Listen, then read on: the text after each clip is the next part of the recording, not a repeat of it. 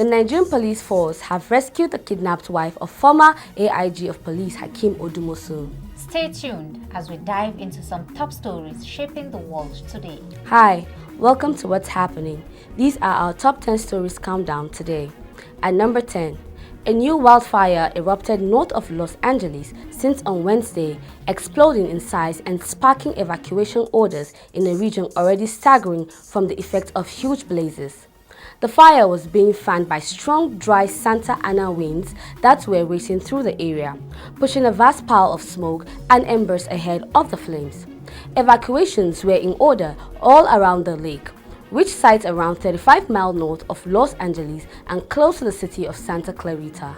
At number 9, Real Madrid are the first football club to top €1 billion in revenue during a single season, fueled by income generated by the revamped Santiago Bernabeu Stadium, according to the financial expert Deloitte. The order of the clubs at the top of Deloitte's annual football money league stayed the same, with Madrid €1.5 billion, followed by Premier League champion Manchester City €838 million and Paris Saint-Germain €806 million. The €208 million gap between first and second is the biggest Deloitte have ever recorded. At number 8, Air Sierra Leone has resumed its scheduled flight operation between Lagos and Freetown after over 15 years of inactiveness. Air Sierra Leone returned to Nigeria in partnership with Nigerian airline XEjet. While XEjet provides technical support to the airline, it also provides 3 operational aircraft for the airline to return to the country. For the inaugural flight to Lagos, the airline said its aircraft conveyed 36 passengers into the country. At number 7, the Nigeria Labour Congress has called on Nigerians to prepare for a nationwide boycott of telecommunication services in response to the federal government's recent approval of a 50% increase in telecommunication tariffs.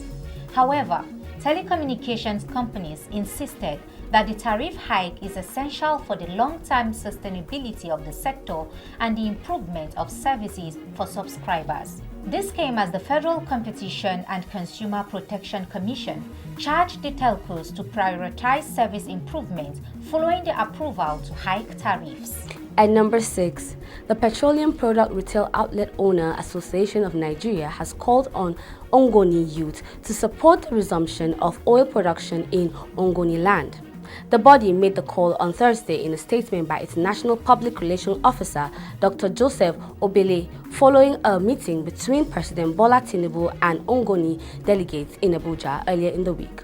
To ensure that the concerns of all stakeholders are addressed, Petron suggested that the Ogoni delegates organize town hall meetings in all 4 local governments in Ogoni land. And at number 5, the management of the University of Calabar Teaching Hospital has terminated the appointment of their locum radiographer over negligence. The sack was made public via a statement dated 22nd January 2025 and signed by the Director of Administration and Secretary to Board of Management, Dr. Mrs. Maria Maureen Bassi. The radiographer, whose name is withheld, had inadvertently taken the key for the accident and emergency X-ray room away. The colleague who took over also refused to call him, a situation that led to the death of a patient.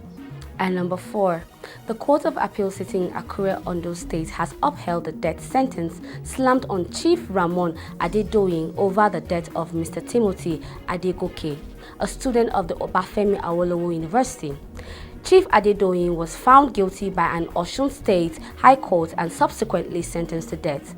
Adegoke was allegedly killed inside the Hilton Hotel owned by Adedoyin on November 5, 2021. Justice Adepele Ojo had sentenced Adedoyin and 2 members of his staff, Adeniyi Aderugba and Oyetunde Kazim, to death by hanging.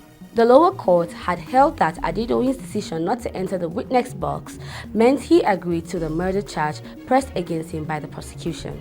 At number 3, The student union leaders at the Obafemi Awolowo University, Ile-Ife, Osun State, and the Ahmadu Bello University, Zaria, Kaduna State, have rejected the rice palliatives distributed by President Bola Tinubu to student union government presidents in tertiary institutions across the country.